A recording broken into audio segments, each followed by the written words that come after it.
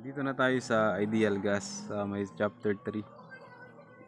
So, ayan, ito yung mga Boyle's law. No? Sabi ni Boyle's law, if the temperature of given quantity of gas is held constant, the volume of gas varies inversely with the absolute pressure during the state. So, dito, so ito yan. Halimbawa, meron tayong pressure cooker. Yan, meron tayong pressure cooker, no? So, sabi nung Boyle's law, kung daw halimbawa nagpainit tayo dito, may applied heat.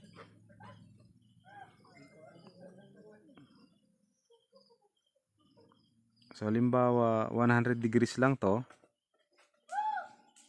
And then after nun, nung dumaan siya sa process, 100 degrees pa rin siya. So, constant volume daw siya. Ay, constant temperature pala. So, hindi nagbago yung temperature niya. So, ang constant volume naman, pwede rin ito nga, pwede rin gamitin natin sa pressure cooker din. Halimbawa, yun, constant volume siya, di ba? Hindi naman nagbago yung pressure cooker. So, halimbawa, ininit natin. So kalimutan nyo na to. Ay, pangalawang pressure cooker na tayo. Ito pa, pressure cooker, no? So, let's say, tubig siya. Gas pa lang, ano? Halimbawa, nitrogen to. May nitrogen siya. So, ngayon, nag-apply tayo ng heat. So, syempre, nung nag-apply tayo ng heat, yung volume yung size ng ating pressure cooker ay hindi nagbago. So, same pa rin. So, kaya constant volume. So, nag-apply tayo ng heat. Syempre, halimbawa ito, nung hindi pa kayo nag-apply ng heat, let's say, 20 degrees, pero nung nag-apply na kayo ng heat, naging 200 degrees na. So, may pagbabago na. So, pero, yung andun pa rin is yung pa ring gas na ginamit natin dito. So, depende sa gas na to. Kaya meron na may chart sa likod ng libro na yan. Yung mga properties ng gas. May hydrogen, argon, oxygen, marami pang iba. So, ito yung constant temperature. Which is T1 is equal to T2. Dito naman is constant volume, V1 is equal to V2. So sa constant pressure naman is applied siya sa sometimes sa piston ng cylinder. Let's say sa na lang para madali nyo na lang yung bakuna ngayon, di ba? Di ba meron siyang piston. Yung pinaka-piston doon, yun yung black, yung plastic, yung magtutulak. So, halimbawa ito siya, no? Meron siyang butas. Ito. Ayan. So, ngayon, halimbawa nag-apply ka after nung ganyan pa yung size niya. Yung length nung niya. Siyempre may volume to, space to kasi. So, halimbawa nag-exert ka ng pressure dyan. Let's say 1 kilonewton per meter squared. Siyempre, nung nag-apply ka na ng dyan, kung yung pressure dito sa point 1 ay yung pressure dito is 1 kilonewton per meter squared, and then nung nag-apply ka ng 1 kilonewton, halimbawa yung pressure nito hindi nagbago. 1 kilonewton pa rin to, and then dito is 1 kilonewton pa rin. Yan. So, yun ang P1 is equal to P2. So, kapag i-apply naman natin yung Ang general formula nito is sa mga gases is pressure, volume is equal to mass, yung R, ito yung gas constant T. Yan. So, yan, ito yung gagamitin nating formula dito.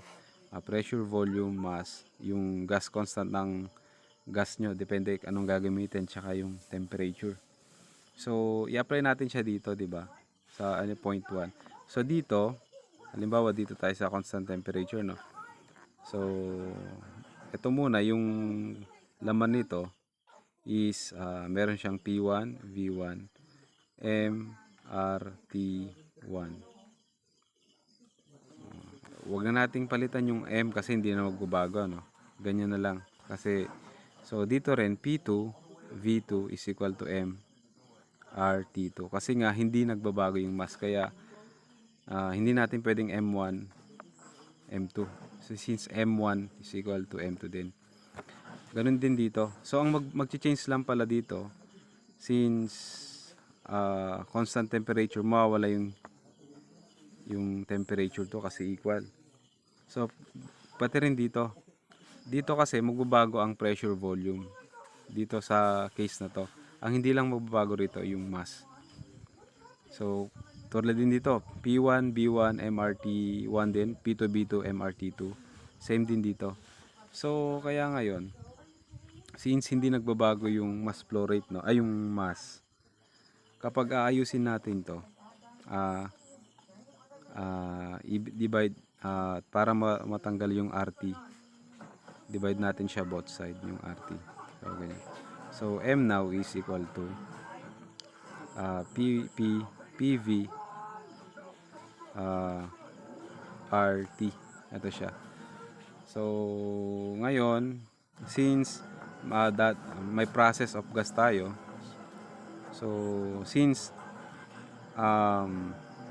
hindi nagbabago yung mass, no, sa ating, eto halimbawa ganyan, since ang conservation of mass natin is M in is equal to M out, di ba?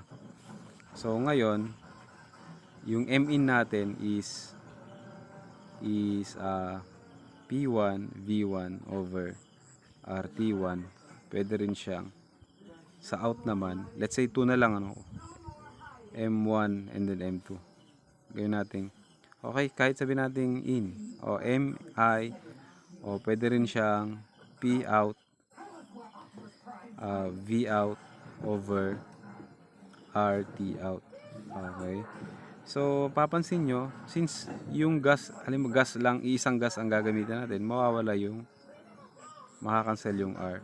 So, ngayon, ang parang maging formula natin ngayon ay P1 V1 over T1 is equal to PO VO over TO. So, yan. So, dito na tayo. Concentrate muna tayo sa, eto ano. So, ganyan siya. Let's say P1 V1. Then, let's say, pwede rin siyang 2. P1 V1 over T1 is equal to P2 V2 over T2. So, since ganyan siya, so, halimbawa, start tayo sa constant volume muna. So, which is V1 is equal to V2. So, yung formula natin kanina na P1 V1 over T1 is equal to P2 V2 over T2. So, since V1 is equal to V2, so mawawala na yun kasi nga equal sila. So, ang mangyaring formula na lang na gagamitin is P1 T1 is equal to P2 over T2. So, yan kapag constant volume. Sa constant pressure naman, constant pressure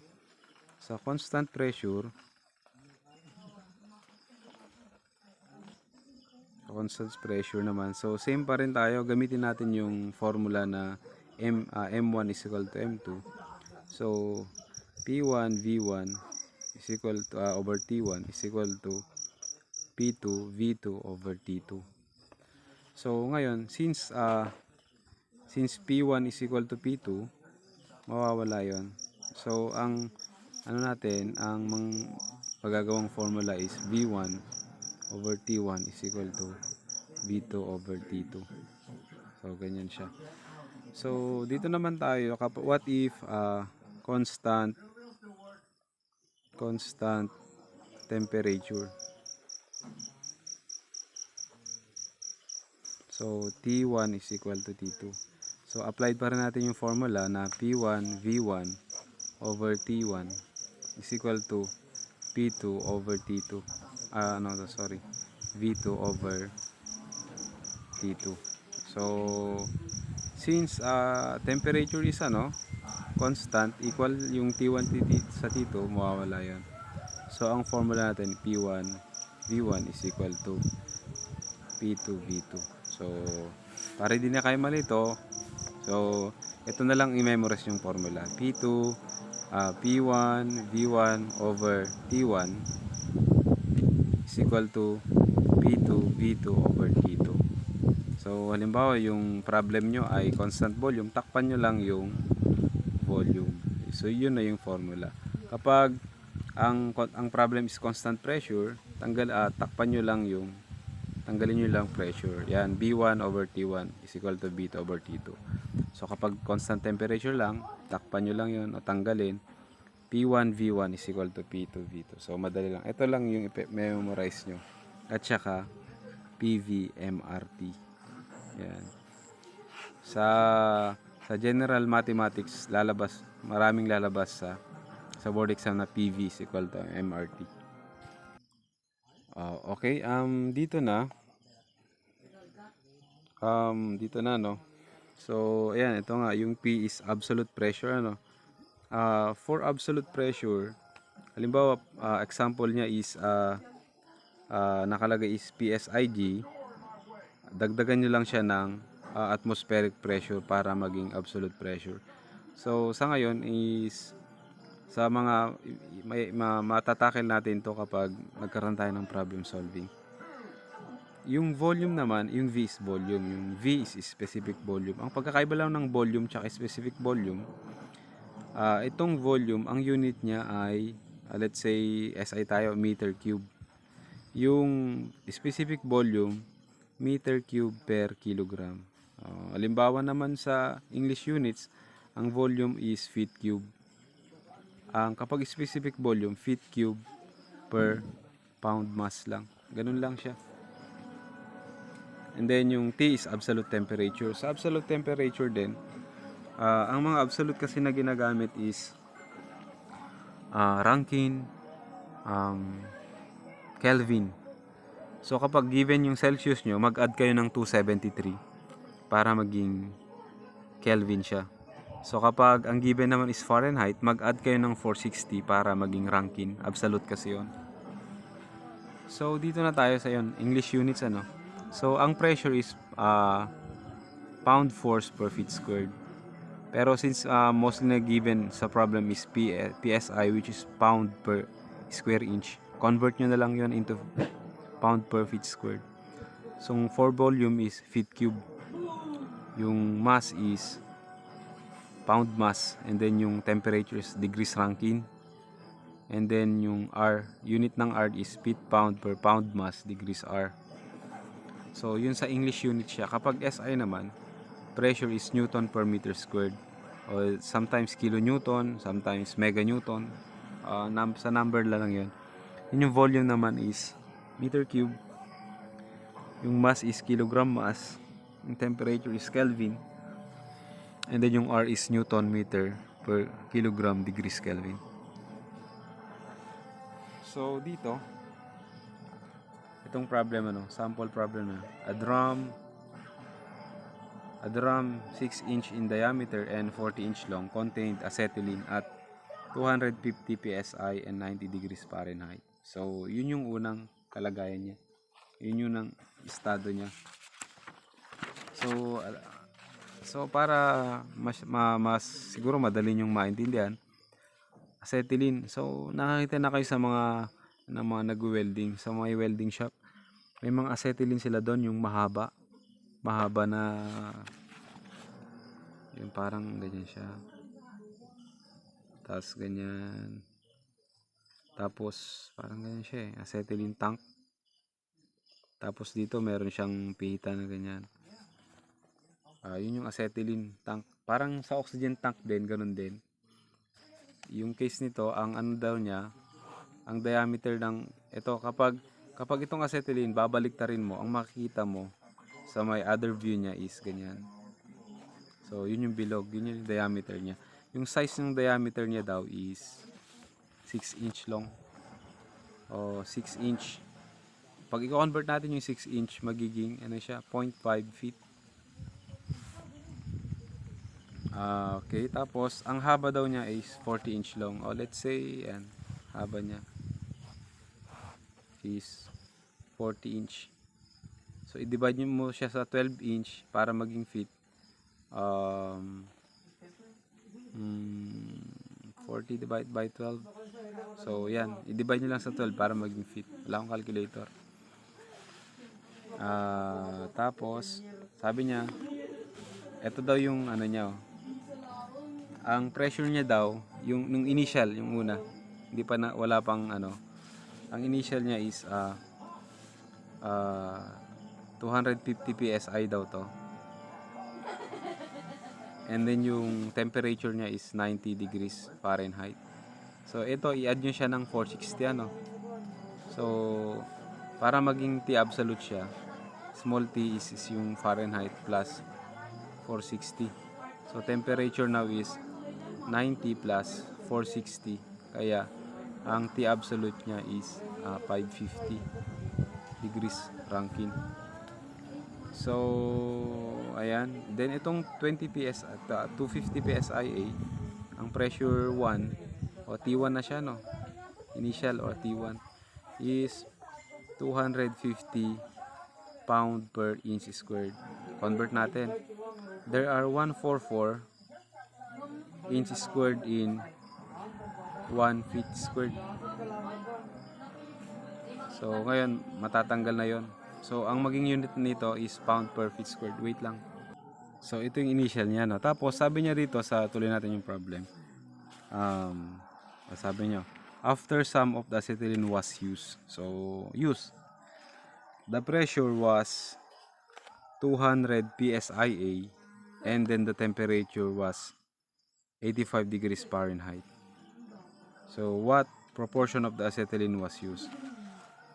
What volume would use acetylene occupy at 14.7 and 80 degrees Fahrenheit? At saka yung gas constant ng acetylene is 59.35 feet pound per pound degrees Rankine. So, di ba nung una 250 siya, then 90. Pero sabi na niya nung pangalawa na raw, nung yun ginamit siguro, pinihit to, tas na may pinainit. So, yan. Nalitan ko na lang ano. So napansin nyo, constant volume to. Kasi nga hindi naman nagbago ano, yung size ng ating ano, constant volume siya. So yung 250 naging 200 na daw nung nabawasan. So okay na, absolute na siya. So tapos yung temperature niya naging 85 psia na siya. Degrees Fahrenheit pala. So convert na lang natin yung 85 ano, T2 na. T2 kasi nga nagbago na. So T2 is 85, i-add kayo ng 460. So magiging ano yan, magiging 85 plus 460 is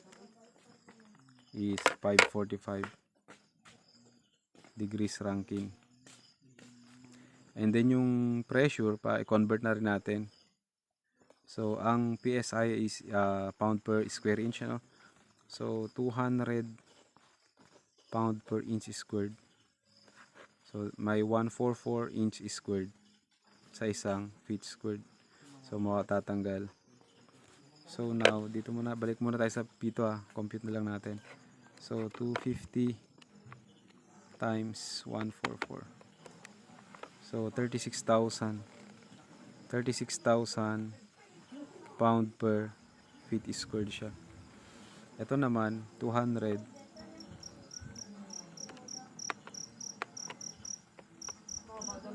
So naging ang pressure niya daw is 2,800 pound per feet squared. So yan, ito naging pressure niya. Conversion lang to.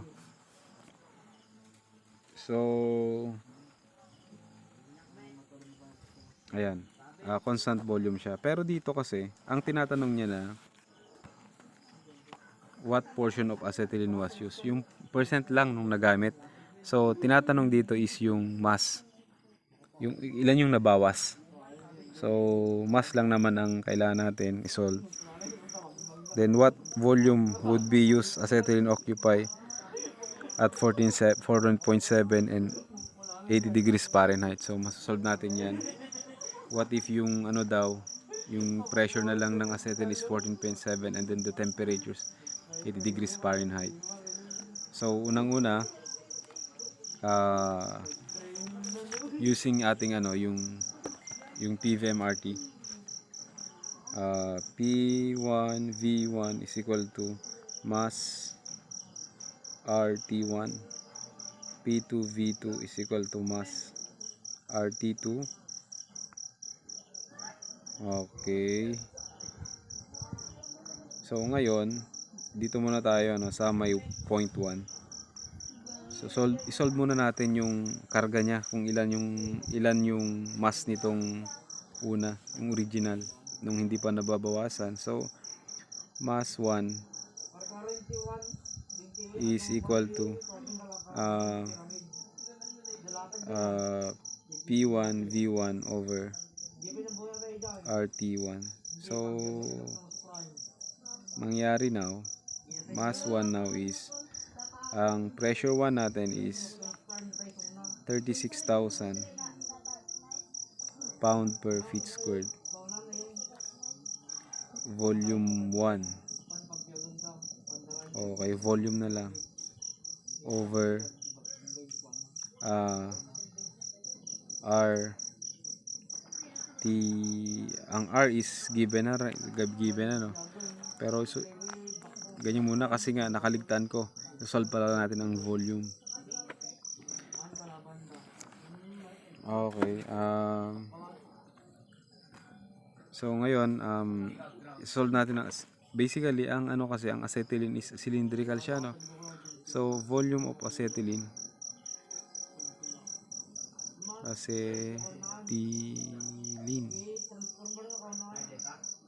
ayan,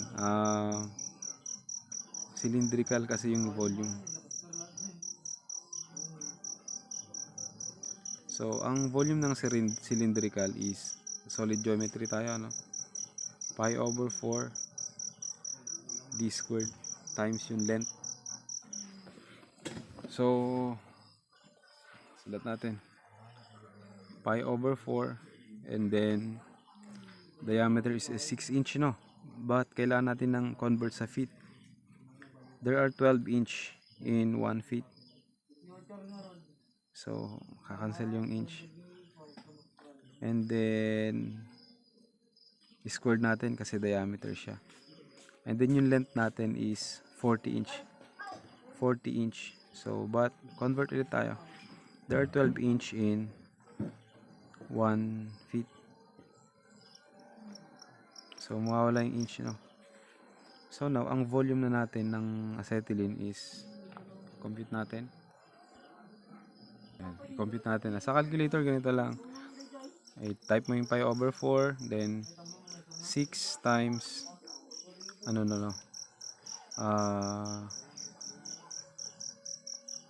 okay, ganyan, no? Ito kasi pwede rin siyang ganyan, no? 6 over 12. Tapos multiply natin siya sa, ito 40 over 12 din siya. 40 divided by 12. So ayan. Ayan, ganyan. So ayan, ganyan. 1.30 1.3089. So ito So ito feet, magiging ano na siya, no? Feet squared and tsaka feet. So maging feet cube siya. Feet cube. Yan. Yun yung volume niya. Pero bakit? Wait lang. Pi over 4. Wait lang, hindi ko pala siya na-squared, guys. Yung ito i-squared pala natin. Kaya ang sagot is 0. Ano, ang volume niya is 0.6544. Wala, 45 na lang feet cube. So yun na yung volume natin. So ngayon, meron na tayong volume. Makukuha na natin yung mass ng original muna. So balik na tayo dito sa direct substitute na natin tong mass 1. So ang mass 1 now is 36,000 pound per feet squared. And then ang volume 1 ito na 0.6545 feet cube. Yung R natin, ang R na given is 59.35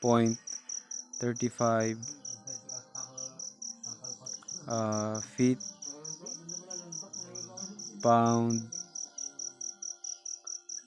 pound force to, guys, over pound mass degrees Kelvin, degrees Arangkin pala. So unit analysis tayo. So ito, naka-slash kasi sa feet squared, automatic na sa baba to, kaya makakancel yung feet squared doon. Then yon, may matitirang feet, pero may feet pa siya dyan, makakancel din. So ngayon, etong since pressure to, pound force to, makakancel din siya kasi pound force yun. And then wait lang, RT, hindi ko na isulat, may T1 pa pala tayo dito. Ang temperature 1 natin is 550 degrees R. So makakancel din yung R doon. Ito since nasa baba yung unit, aakyat siya doon, kaya ang maging unit nito ay pound mass. So ang mass 1 natin kapag sinolve natin is 0.7218 pound mass.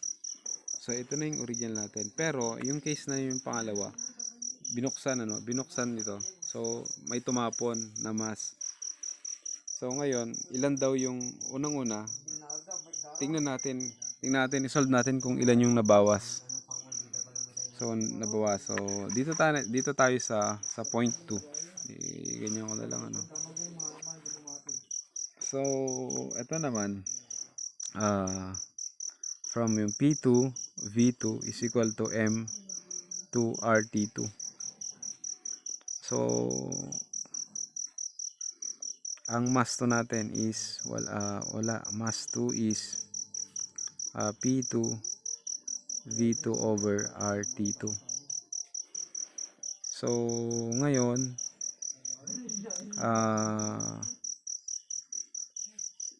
kompleto naman na, no? May V2 kasi V2 is equal to V1. P2 meron din, R meron din, T2 meron din. So masasolve na natin yung natira. Ito na yung natitira. So ngayon, ang P2 daw natin is 2,800 pound per feet squared. Tsaka yung volume natin na din nagbago, 0.6545 feet cube. Ayan, sorry, hindi na nakita. Over, ang R pa rin natin ay 59.35 feet per pound force over pound mass degrees R. And then ang temperature niya is 85. Pag na-convert na siya is maging 545 degrees R. So unit analysis tayo, matatanggal yung R. Itong feet squared nasa baba rin to, kaya feet cube siya, which may feet cube din doon. And then itong pound force to, kasi nga pressure siya, mawala yung pound force. So pound mass ang matitira. So ang mass to natin ngayon ay 0.5828. So ito na yung natira, no. So ngayon, ito yung natira. Ang nabawas, let's say ang nabawas is, syempre ito yung original, mas marami, 0.78, 7218 pala. And then nung naglabas na, yung natira, ito na 0.5828. So ang nabawas, let's say mass loss, ganyan siguro, ano. So obvious naman na M1 minus M2. So 0.7218 minus 0.5828. So ang mass loss natin is 0.1390 pound mass. So yan na yung loss. So ang tinatanong niya yung percentage, ano. So simple lang ang percentage. Yung percentage used is ganyan lang siya, M loss over the M loss, yan.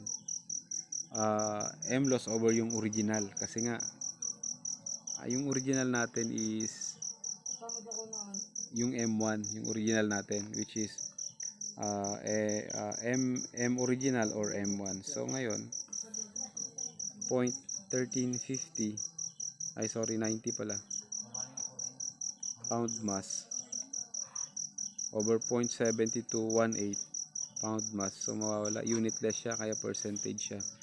So ngayon 19.26% yung nabawas. So ganun lang.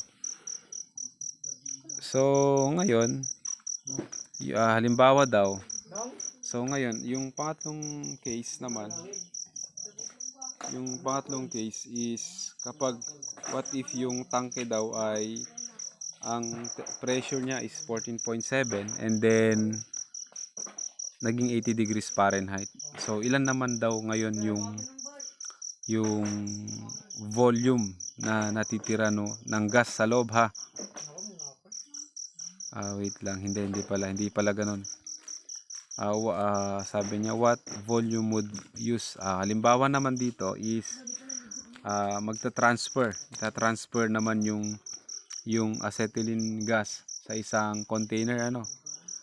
So parang ganun siya. So ngayon yung part 3 naman.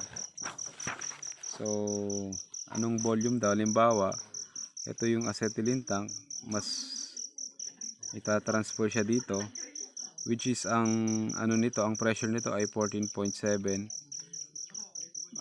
PSIA, at saka ang temperature niya ay 80. Magtimpla ka, balong? Okay, coffee ko brown na 80 degrees Fahrenheit, no. So add tayo ng 460 dito. So magiging ano siya, magiging 540 na. 540 degrees R. So ngayon ano daw volume, ano?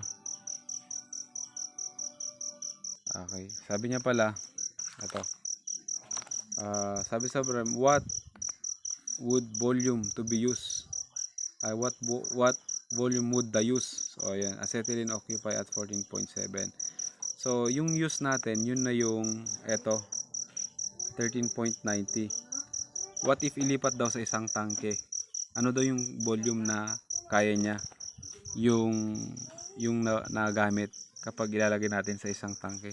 So now let's say ano, paano yaman na ba natin? Let's say V use na lang. So let's say yan, ganyan. M use is P use, V use, mass use, RT use. Ganyan na lang ano. So, ang tinatanong is yung V use ano. V use is equal to M use R T use. Nakiwar mo? Sige, hindi ka mo doon. Over P use ano. So, ang mass use natin is yung 0.1390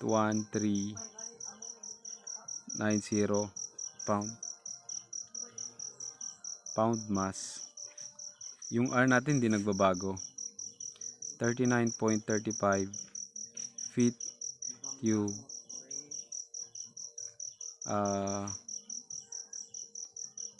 feet pound pala. Feet pound force. Okay, so feet pound force, nalobat ako and feet pound force over pound degrees R. Yung temperature natin na 540 degrees R over yung P natin na okay, convert na natin to no. So this is dito na lang 14.7 pound per inch squared. There are 144 inches squared in 1 feet squared. So unit analysis na tayo. Cancel yung inch squared. Okay, ito meron kasing ano diyan, divide degrees R. So ito, this is pound force guys So ito, this is pound mass din yon. Pound force to. Pound mass yon. So ito, pansin nyo, may feet squared to. Aakyat siya doon, may isa pang feet doon, kaya maging feet cube siya. So ang volume use daw natin is 2.05 feet cube. So yun yung pwede natin gamitin doon sa yung use, yun yung required na volume niya, 2.105 feet cube. So iano ko lang for your screenshot. Gusto mo i-screenshot, wait lang, hindi siya ganyan. So for screenshot purposes, ayan, paki-screenshot nyo na lang. With my coffee doon. So screenshot nyo yan. Then next is ito. Pero may libro naman kayo. Pa-check nyo na lang Okay. Thank you.